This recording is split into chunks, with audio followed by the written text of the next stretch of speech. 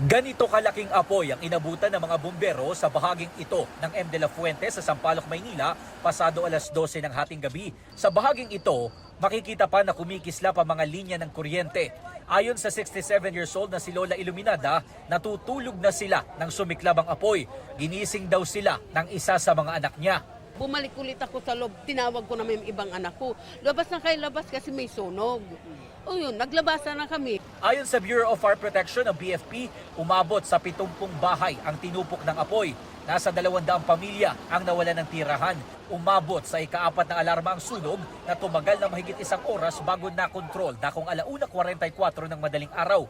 Nasa 70 truck ng bumbero ang rumesponde. Naging problema raw ng BFP ang kalapit ng fire hydrant dahil walang lumalabas na tubig. Gayun din ang mga illegal parking na sasakyan at mga nakalaylay na kable ng kuryente. Walang napaulit na nasugatan o namatay sa sunog.